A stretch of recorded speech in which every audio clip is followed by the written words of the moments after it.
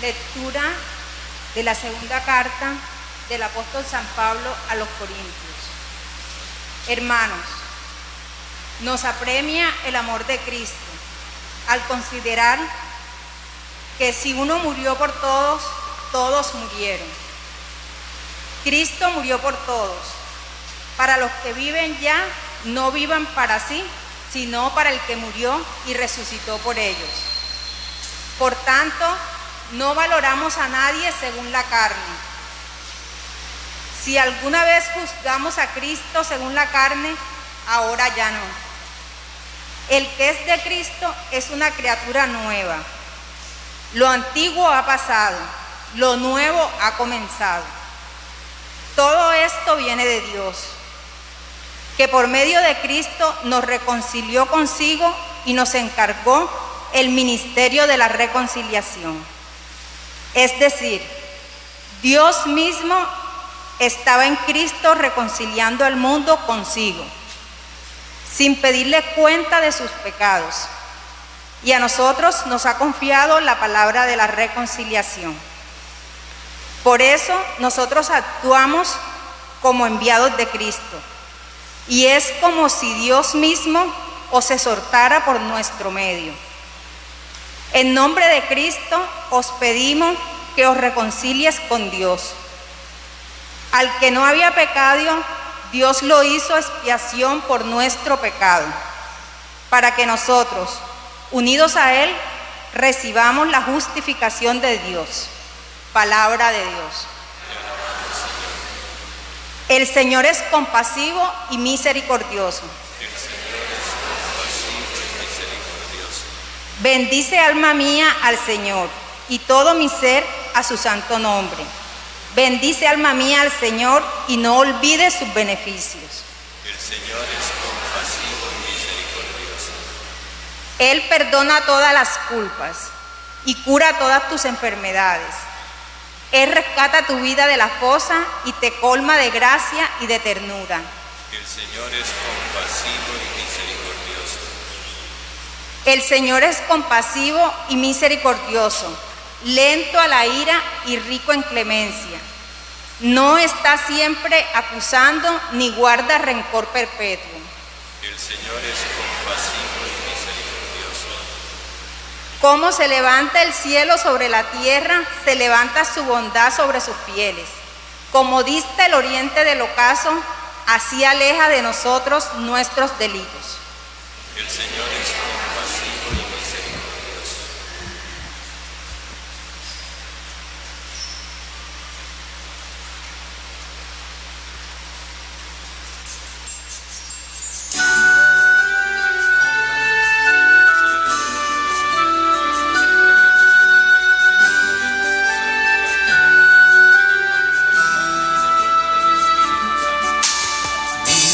Busca primero el reino de Dios y toda su justicia,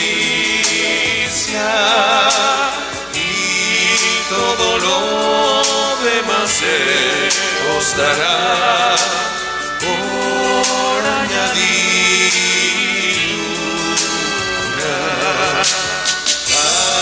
Aleluya, aleluya, aleluya, aleluya, aleluya, aleluya, aleluya, aleluya, aleluya.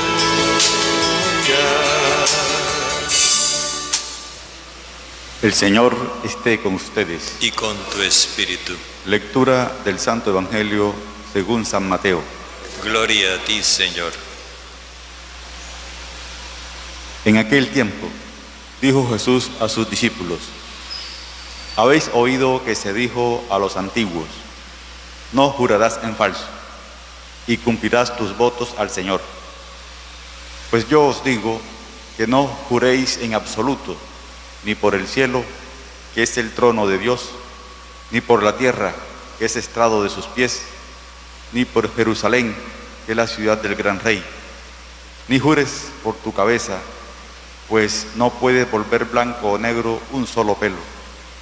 A vosotros os basta decir sí o no. Lo que pasa de ahí viene del maligno. Palabra del Señor. Gloria a ti, Señor Jesús.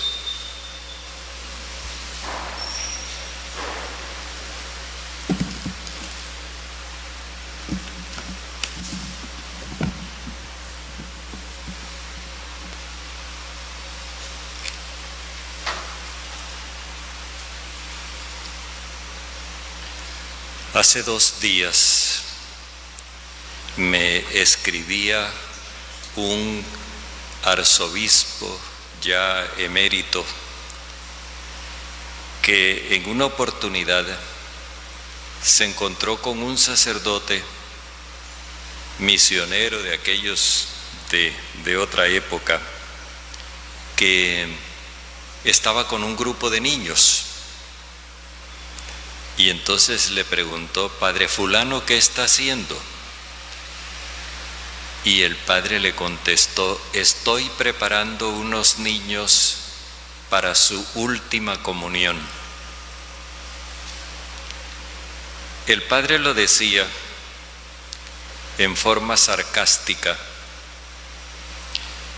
haciendo alusión a la costumbre que hay entre nosotros de que los niños hacen una solemne primera comunión y esa se convierte en la última, porque después no vuelven a comulgar. Y sobre todo que ahora ya, como no se usa el matrimonio católico porque es muy exigente, entonces se casan por lo civil y ya fue la última comunión. Sin embargo, nosotros hemos podido ver en los últimos años que ha habido un renacer de la pastoral familiar y que hay familias que han tomado en serio el hecho de que el núcleo familiar es la primera iglesia, la iglesia doméstica, donde los hijos aprenden a ser cristianos antes de ir a la parroquia, antes de que ellos tengan conciencia de que pertenecen a una parroquia. Ya en su hogar ellos han aprendido que son miembros de la iglesia, han ido conociendo el amor de Dios y han ido empezando a vivir como cristianos. Por eso hoy tenemos una perspectiva diferente de la que tenía aquel sacerdote misionero en aquella época, cuando decía que preparaba a los niños para la última comunión.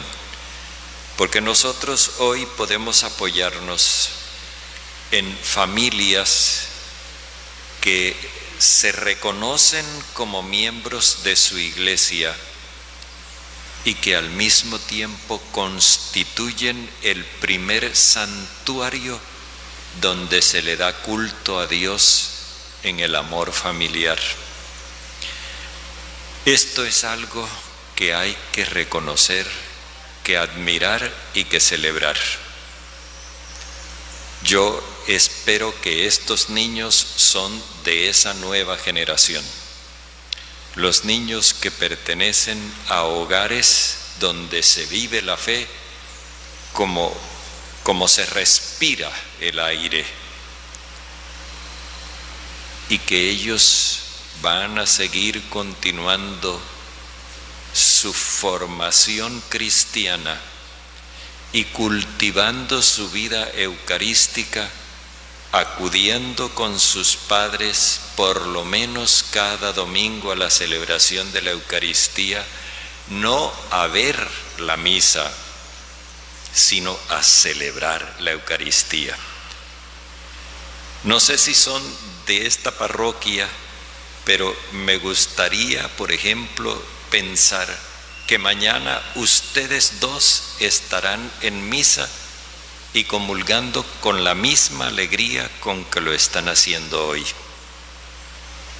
Porque eso indicará que esta vida cristiana tiene futuro en estos dos niños.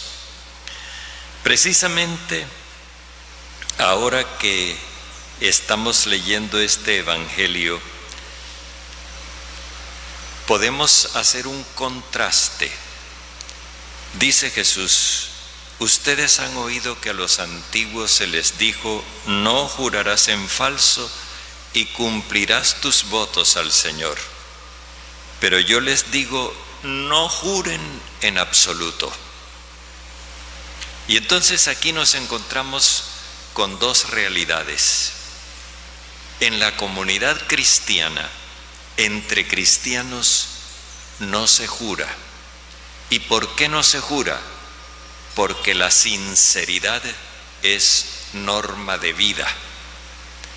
El cristiano no miente, no engaña, y por consiguiente no tiene necesidad de probar su sinceridad con un juramento, porque se supone que si es cristiano es sincero. Pero por otro lado, en el mundo, en la sociedad, se ha hecho muy común la mentira, el engaño, la hipocresía. Nosotros vemos en las redes sociales la cantidad de mentiras que circula, unas veces sin intención, porque son personas que reenvían lo que reciben si les parece que les llama la atención, pero otras veces con una perversa intención de engañar. Y por eso en la sociedad sigue siendo necesario el juramento. Cuando una persona va, por ejemplo, a un juicio, a dar una declaración, lo primero que le piden es que jure. ¿Por qué? Porque en las costumbres sociales se introdujo la insinceridad y no se confía en la palabra de las personas. Jesús nos dice: no, ustedes no juren en absoluto, ni por el cielo, que es el trono de Dios, ni por la tierra, que es estrado de sus pies, ni por Jerusalén. Es decir, no pongan a Dios por testigo de ustedes, porque eso sería arrogancia suya. Poner a Dios como testigo de la sinceridad de ustedes, si ustedes no están siendo sinceros, eso sería vergonzoso. Pero tampoco juren por ustedes mismos, porque ustedes no tienen control de su propia existencia. ¿Quién de ustedes podría volver blanco o negro cualquier pelo de su cabeza? Claro que esto lo dice Jesús antes de que inventaran los tintes para cabello, ¿no?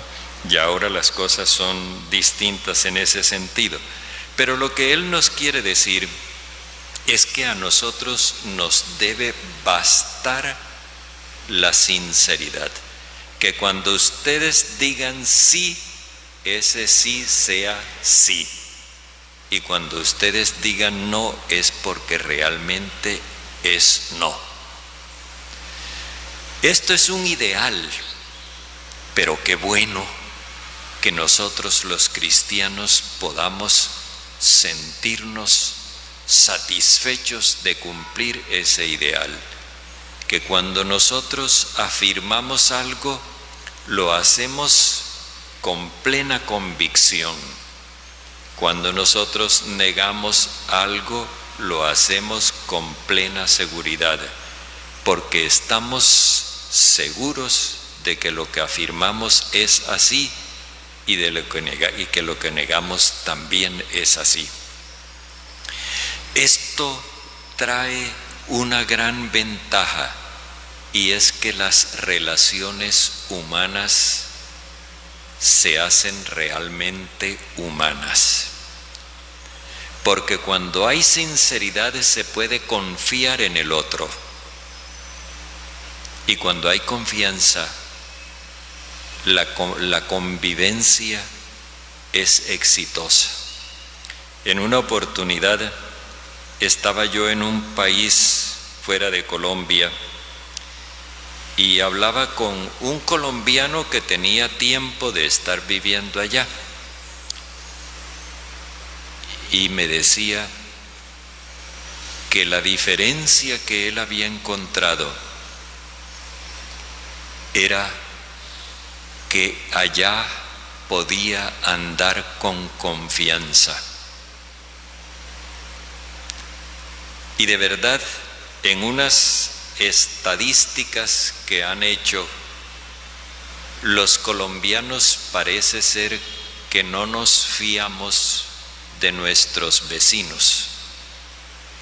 No hay confianza en las relaciones sociales. Y qué triste que las estadísticas digan eso en un país que se considera 95% cristiano. Por eso yo quiero celebrar la primera comunión de estos niños junto con sus familias, porque esto implica el surgimiento de una generación que puede ser diferente y marcar una diferencia. Que ellos nos puedan dar a nosotros la satisfacción de que a partir de ellos hay una generación en la cual se puede confiar, porque son sinceros. El profeta le hacía un reproche al pueblo de Israel. A este pueblo le han arrancado la sinceridad de los labios. Podría ser que de nosotros también se tenga que hacer el mismo reproche cuando se hace necesario el juramento y cuando los índices de desconfianza están tan altos. Sin embargo, insisto, lo que Jesús nos dice nos está invitando a que nosotros cambiemos la historia, y esto lo haremos con nuestro compromiso personal, que cada uno de nosotros trate de realizar en su corazón eso que dice Jesús en las bienaventuranzas: dichosos los limpios de corazón, los que son transparentes, los que no tienen dobleces, aquellos en los que se puede confiar, porque esos verán a Dios.